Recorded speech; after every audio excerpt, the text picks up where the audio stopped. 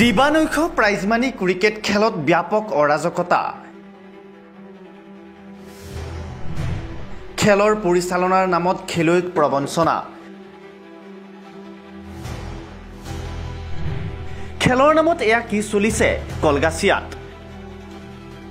আপুনি prize money cricket খেল প্ৰতিযোগিতাত অংশগ্ৰহণ কৰিব বিচাৰিছে নেকি নিজৰ গাঠিৰ ধনেৰে প্ৰতিযোগিতাত অংশগ্ৰহণৰ মাসুল ব্যয় কৰিব বিচাৰিছে নেকি তেনেহলে এই প্ৰতিবেদন আপোনাৰ বাবে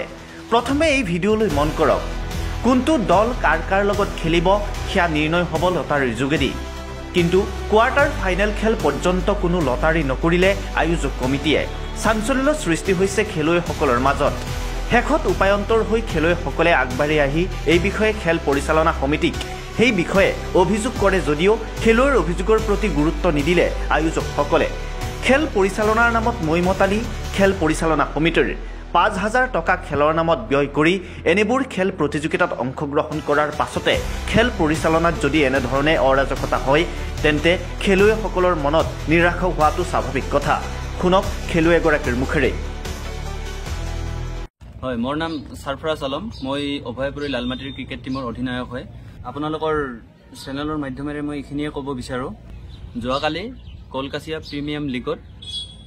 খেল এখন হৈ আছিল তাতে আমিও খেলিবলৈ গৈছিলো আমাৰ দলটোও খেলিবলৈ গৈছিলো আৰু তাৰ পিছত তাত যি গৈ কিনে দেখিলো খেলখনৰ পৰিচালক সমিতিয়ে খেলৰ নিয়মাৱলী ভংগ কৰি খেলখন চলালে ফাৰ্ষ্ট ৰাউণ্ড সেকেন্ড ৰাউণ্ড আসলতে কি হয় কমিটিৰ আন্ডাৰতে কমিটিয়ে হেনেকৈ সিদ্ধান্ত কৰি কিবা এটা ফেলাই দিয়ে টিমৰ লগত কোনটো টিমে খেলিব সেইটো টিম হিচাপতে খেলা হয় কিন্তু গৈ কিনে যেতিয়া কোৱাৰ্টাৰ ফাইনেলত যায় কোৱাৰ্টাৰ ফাইনেলত যোৱাৰ পিছতে মানে সেইটো মানে লটাৰী যোগেহে কোনটা টিমে কাৰ লগত খেলিব সেইটো মানে তাতে উল্লেখ হয় সেই হিচাপতহে খেলখন পৰিচালনা কৰে কিন্তু তাতে গৈ কিনে আমি যিখিনি দেখিলো মানে আমি যেতিয়া হিহতে মানে আমাক কোৱাৰ্টাৰ ফাইনেলত এনেকৈ এটা বেলেগ টিমৰ লগত নিজে ফেলাই দিয়াৰ পিছত আমি সুধিলো আসলতে এইটো কি হিচাপত খেলা হল কাৰণ এইটোতো কোৱাৰ্টাৰ ফাইনেলতো মোটামুটি গোটে লটাৰী যোগেহে হয় কিন্তু ইয়াতেতো সম্পূৰ্ণ বিপৰীত হৈ আছে আমি যেতিয়া অভিযোগ কৰিলো অভিযোগ কৰাৰ পিছত হিহতৰ কমিটিয়ে মানে আমাৰ কথা কোনো ৰকম নুশুনে লগতে আমাৰ যিবিলাক আৰু